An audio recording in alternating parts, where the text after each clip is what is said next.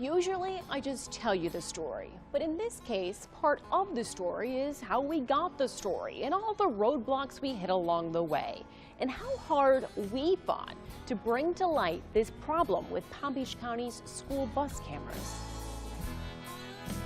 Our journey down Document Road started last May, just before school got out. We got a Facebook tip from a mom in Wellington.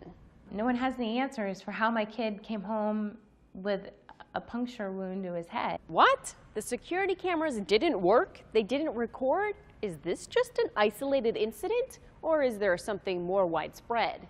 To find out, I began requesting public records. We waited and waited to see these maintenance records. Finally, in July, we got a few answers. The school district said they just could not show these to us because their processes and procedures on video systems are security related, so they couldn't release them.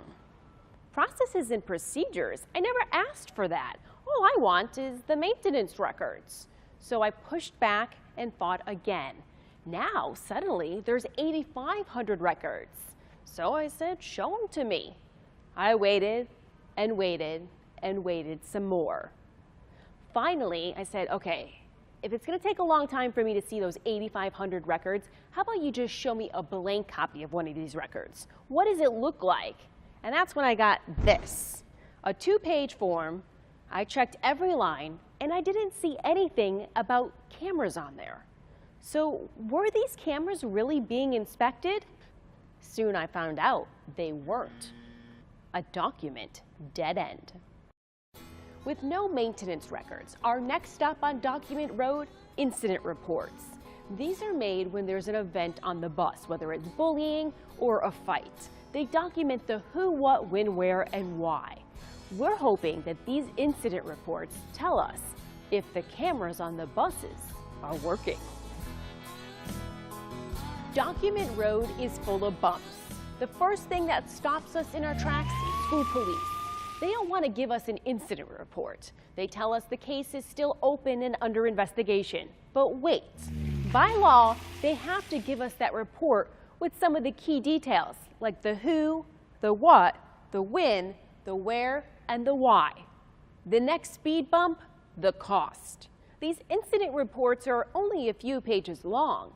But get this, it cost us more than $7 a report just to get the sensitive information like the victim's name blacked out. The reports came in batches.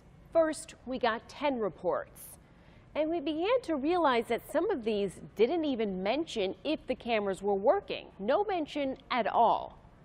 At $7 a report and no uniform way to record or reflect on whether the cameras worked, we soon realized this was another document dead end. Try again. That's what's going through my mind at this point. It's now a new school year, and I still have no way to show you whether or not these cameras are working, other than what I'm hearing from school bus drivers and parents. By this point, I'm hearing from sources that emails are the only way the success and failure of these cameras is tracked. Remember, there's no maintenance records. The cameras were never inspected. And those incident reports we thought might help us, well, often they don't even mention if the camera is working. So now it's time to request emails. And getting those emails can be tough.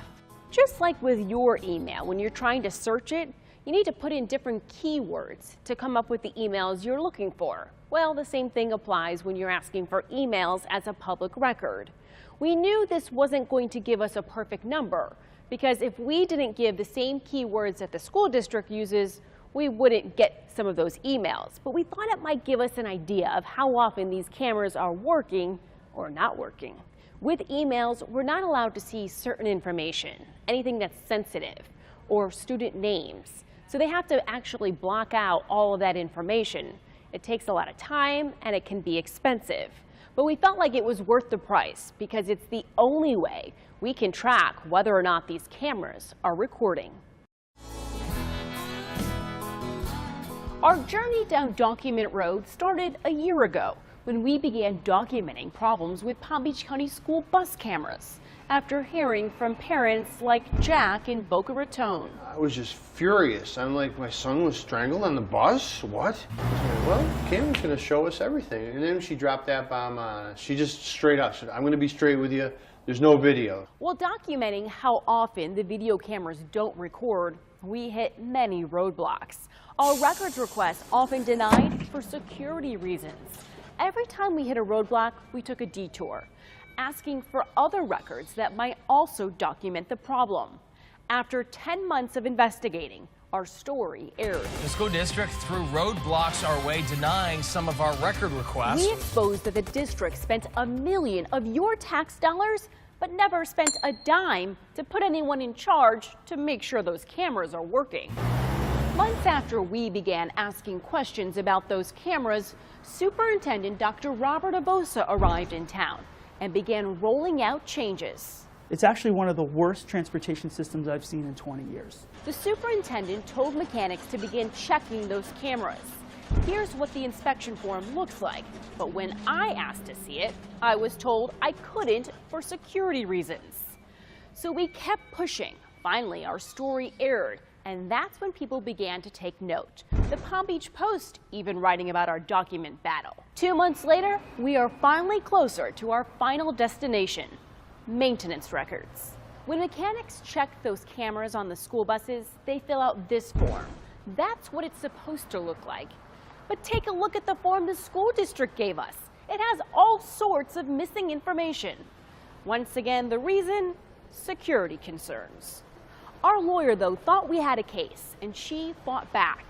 And finally, after months, we got those maintenance records. There's still some missing information, like the bus numbers, which makes it hard for us to show patterns with certain buses.